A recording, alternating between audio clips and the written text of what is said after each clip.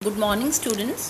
हमारा आज का टॉपिक है फ्रेंच कॉन्स्टिट्यूशन में the position of prime minister. इस वीडियो में हम पढ़ेंगे prime minister of fifth Republic, election of the prime minister, powers and functions of the prime minister.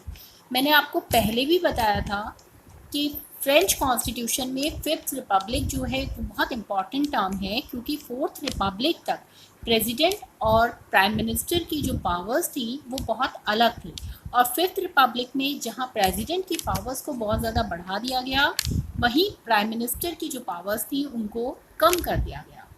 तो आगे के वीडियो में आप देखेंगे कि कैसे फ्रेंच प्राइम मिनिस्टर की जो पावर्स थी और जो पोजीशन थी वो कंपैरेटिवली फोर्थ रिपब्लिक के कम हो गई। द प्राइम मिनिस्टर, सबसे पहले मैं आपको बताऊं कि पंचम गणतंत्र यानी कि फिफ्थ रिपब्लिक के प्रधानमंत्री की स्थिति के बारे में यही कहना उचित होगा कि उसकी सामान्य स्थिति चौथे गणराज्य के प्रधानमंत्री की अपेक्षा बहुत कमज़ोर है। अब वो मंत्री परिषद का अध्यक्ष नहीं कहलाता। मंत्री परिषद की बैठकों की अध्यक्षता वो केवल तभी कर सकता है जब प्रेसिडेंट उसको अलाउ करता है। प्रतिरक्षा परिषदों और समिति की अध्यक्षता भी राष्ट्रपति के स्थान पर कभी कभी ही कर पाता है।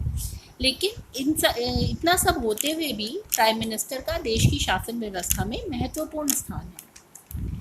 फ्रांस का फिफ्थ रिपब्लिक संविधान संसदात्मक शासन प्रणाली के साथ एक स्ट्रॉन्ग राष्ट्रपति की पोजीशन को प्रदान करता है। अदरवाइज जहाँ जहाँ पार्लियामेंट्री फॉर्म ऑफ गवर्नमेंट होती है वहाँ पर प्राइम मिनिस्टर की पोजीशन ज़्यादा स्ट्रॉन्ग होती है।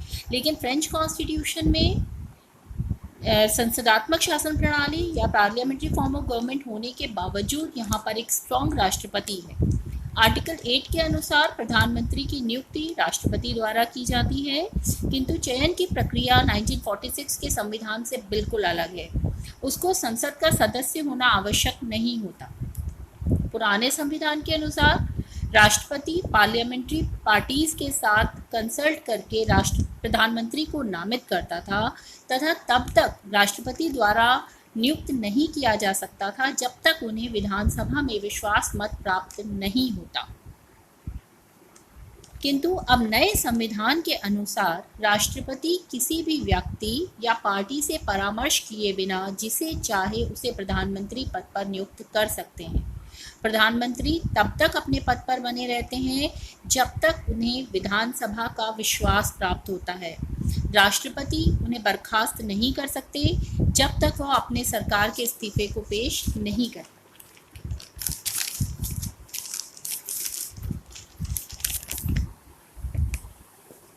प्रधानमंत्री की शक्तियां एवं स्थिति।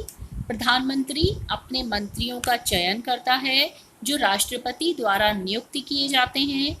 वह अपनी पसंद से मंत्रिमंडल में फेरबदल नहीं कर सकता। 2 अप्रैल 1992 को प्रधानमंत्री एडिस्क्रेशन की एक नाराजगी स्पष्ट रूप से भी जाहिर की गई थी कि वह एक गैर जिम्मेदार मंत्री को उसके पद से अलग नहीं कर सकते। तो ये जो घटना है ये बताती है कि फ्रांस में राष्ट्रपति की भूमिका जो है वो कितनी महत्वपूर्ण है और प्रधानमंत्री की जो भूमिका है वो कितनी ज़्यादा कमज़ोर है, कि प्रधानमंत्री अपनी कैबिनेट से एक गैर जिम्मेदार व्यक्ति को तब तक निष्कासित नहीं कर सकता जब तक राष्ट्रपति की उसको अनुमति ना हो। प्रधानमंत्री संसद के दोनों सदनों का सदस्य भी नहीं होता। प्रधानमंत्री सरकारी मामलों के संचालन का निर्देश देता है। वह राष्ट्रीय रक्षा के लिए जिम्मेदार होता है, कानून के कार्यान्वयन को सुनिश्चित करता है, विनियम बनाने और नागरिक एवं सैन्य पदों पर नियुक्ति करने का अधिकारी प्रधानमंत्री होता है। प्रधानमंत्री मंत्रियों को अपनी शक्तियों में से कुछ शक्तियां सौंप सकते हैं। अवसर आने पर आर्टिकल 15 के तहत प्रदान की गई परिषदों और समितियों के अध्यक्ष के रूप में गणतंत्र के राष्ट्रपति की प्रतिनियुक्ति करते हैं। वह स्पष्ट रूप से मंत्री परिषद की बैठक के अध्यक्ष के रूप में उसके लिए प्रतिनियुक्ति कर सकता है। तो प्रधानमंत्री की जो पावर्स और पोजीशन है वो फिफ्थ रिपब्लिक में फ्रेंच कॉन्स्टिट्यूशन में बहुत ही ज़्यादा शॉर्ट है। उसके बाद आता है आपका काउंसिल ऑफ मिनिस्टर्स यानी कि मंत्री परिषद। तो सबसे पहले मंत्री परिषद का गठन। संविधान के अनुसार मंत्री परिषद की महत्ता राष्ट्रपति के तुरंत बाद आती है। इसमें एक प्रधानमंत्री एवं अन्य मंत्री शामिल हैं जिनकी संख्या संविधान द्वारा तय नहीं की गई है और समय समय पर बदलती रहती है। प्रधानमंत्री का नाम राष्ट्रपति द्वारा तभी दिया जाता है जब उनके पूर्ववर्ती सरकार का इस्तीफा मान लिया जाता है। अन्य मंत्री राष्ट्रपति द्वारा नियुक्त किए जाते हैं, किंतु प्रधानमंत्री की सहमति एवं सलाह के द्वारा। प्रधानमंत्री की सलाह पर ही राष्ट्रपति द्वारा मंत्रियों को बर्खास्त भी किया जाता है। मंत्रिपरिषद के कार्यों का संविधान में कुछ स्पष्ट उल्लेख नहीं है, लेकिन फिर भी इनके कुछ प्रमुख कार्य हैं। पहला, लेजिस्लेटिव या विधायी शक्तियां।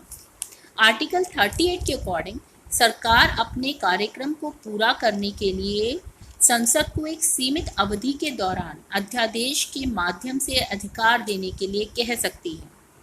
जो उपाय सामान्य रूप से कानून के भीतर होते हैं, इन अध्यादेशों को राज्य की परिषद के साथ परामर्श के बाद ही लागू किया जाता है। राज्य परिषद की परामर्श के बाद ही मंत्री परिषद में विधेयकों पर चर्चा की जाती है। ये स्पष्ट है कि मंत्री परिषद अध्यादेश को अधिनियमित कर सकते हैं।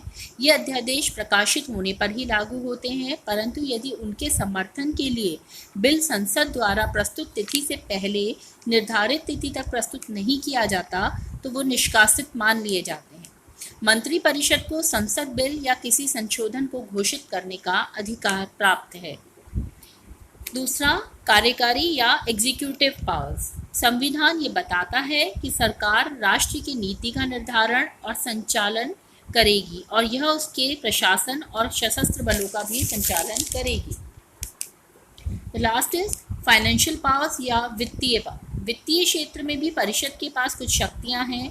आर्टिकल 47 के अकॉर्डिंग यदि संसद ने 70 दिनों के भीतर वित्त विधेयक का समापन नहीं किया तो विधेयक के प्रावधानों को अध्यादेश द्वारा लागू किया जा सकता है, और यदि बजट का ब्यौरा वित्तीय वर्ष की शुरुआत से पहले प्रस्तावित वार्षिक राजस्व और व्यय को पर्याप्त रूप से प्रख्यापित नहीं किया गया तो परिषद के मंत्री संसद से अनुरोध करते हैं कि इसे लागू किया जाए। तो ये जो है आपका फ्रेंच कॉन्स्टिट्यूशन के प्रधानमंत्री एवं मंत्री परिषद के गठन एवं कार्यशैली और powers and functions. Thank you.